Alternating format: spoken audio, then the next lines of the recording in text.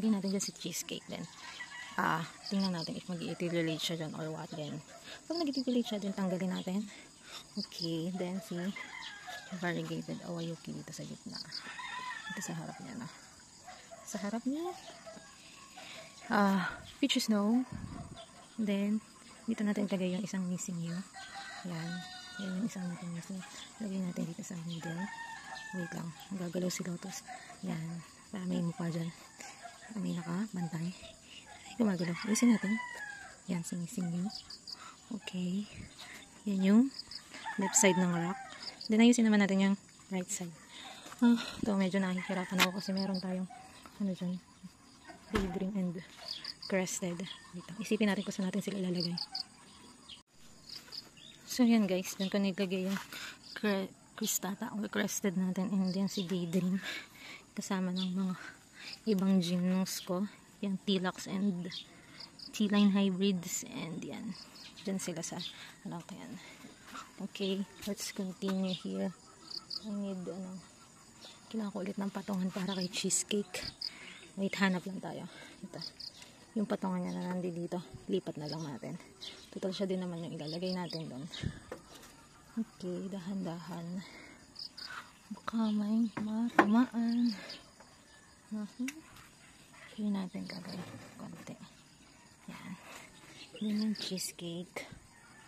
Lagay natin here. Yan.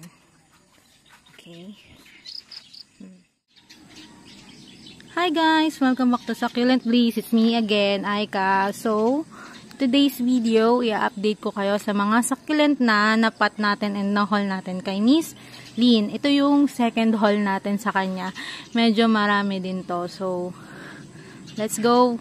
Update ko kayo kung ano nang itsura nila and lagay nila sa ating garden. Okay, let's start. So, first on our list wait lang. Mahilis ako kasi medyo madami siya. Tingnan ko lang yung invoice ko. Okay. Ito. Una, si Mont Blanc. Where's Mont Blanc? Ito si Mont Blanc.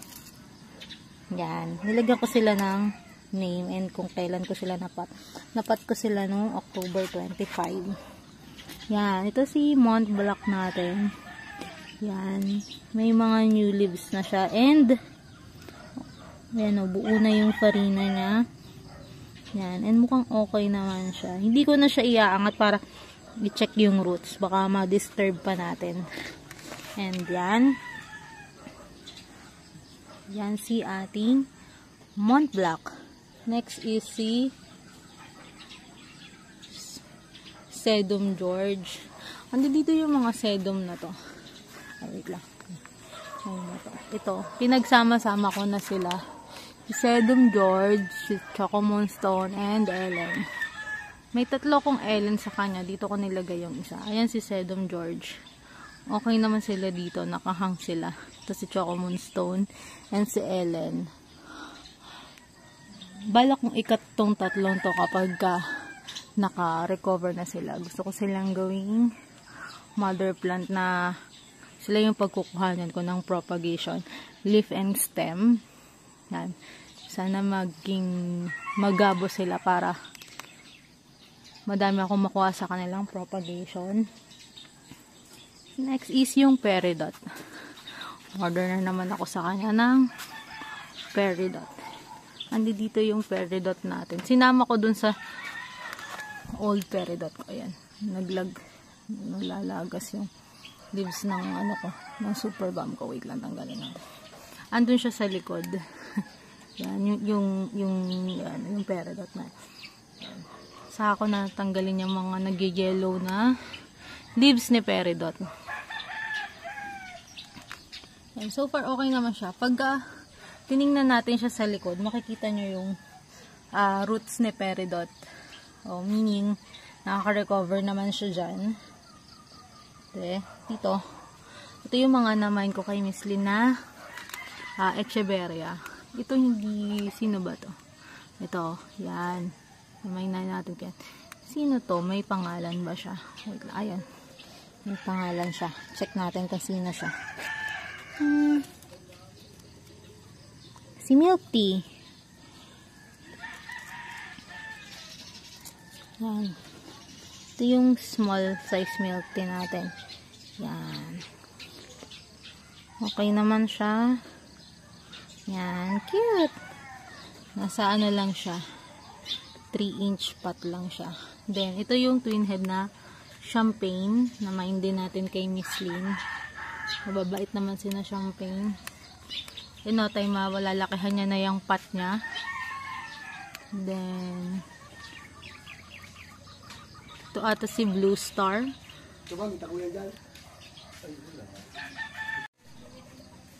Yan, ito si Blue Star. Yan, okay din yung farina niya. Ang ganda din.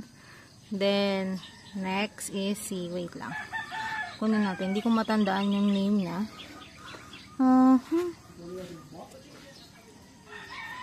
Simwansa. Simwansa yung naka-ID sa kanya ni Miss Lynn. Simwansa. Hindi ko alam yung itsura niya pagka lumaki siya, pero mafarina din siya. Yan. May isa siyang baby. Alam ko may isa tong baby na nandun sa propagation area ko natanggal. Yan. Ito si Simwansa. Okay, next. Matandaan kung ano. Sa kanya ba galit ba? Dami din kasi natin Echeveria. Check lang natin. You see? Ito sa kanya to galing. Si Powder Puff. Ito si Powder Puff. Yan. Meron, ano ba yan? Flower. Yan. Si Powder Puff. Cute din ni Powder Puff. Meron siyang dry leaves. Pero sa kanan natin tatanggalin. Ito si Powder Puff. Makapal din yung farina niya. And, yan o. Lock na yung farina niya. Yan.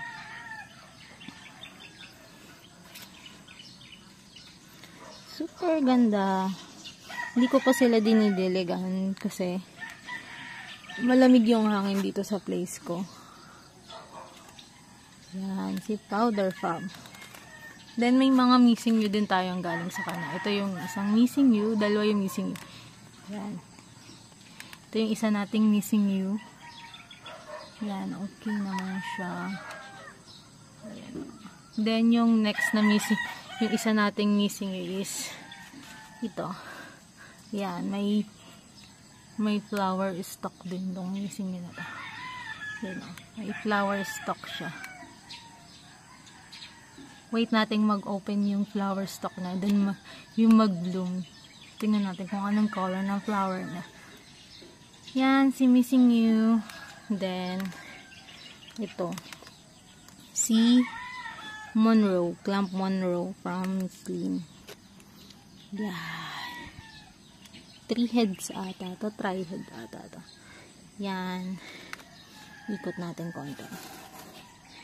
Yan. Yun yung isang head. Yan. So, si Monroe. Then, ito yung heart signal. Galing din to kay Ma'am Lynn. Yan. Ang compact ng leaves sa gitna. Oh. Look na. Ganda. Yan. Then, next is si Lawi Laurensis. Oh, ang pink ng tips niya. Ganda. Hindi ko pa tinatanggal yung mga dry leaves nila kasi mahihigpit pa yung kapit. Yan. Then yung Ellen na, ay ito, mayroon pa. Ito si Grim One. Pabayaan ko to sa ulanan kaya medyo naglagas siya. Si Grim One. Then yung dalawang Ellen na galing kay Miss Lynn is nandito sa ating kitty pot. Ito yung isang Ellen. Yan. Sa ating kitty pot sila. Yan. Hindi nagbabago yung color, pink pa rin. Ilagay ko sila dyan. Sila kasi nasa front. Then yung isang Ellen is ito. kalbo na kasi yung Ellen na nandito sa pot na to. Then, hindi pa nagpipink masyado. So, nilagay ko siya. Yan. May idima na oh. Kasi naulanan.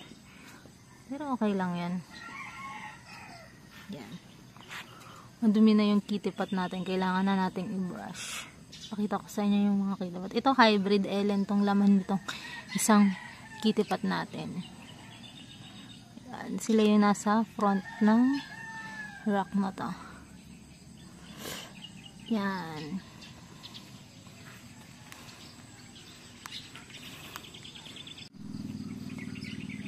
So, yun lang guys yung update natin from our recent haul from Miss Lynn of Shopee.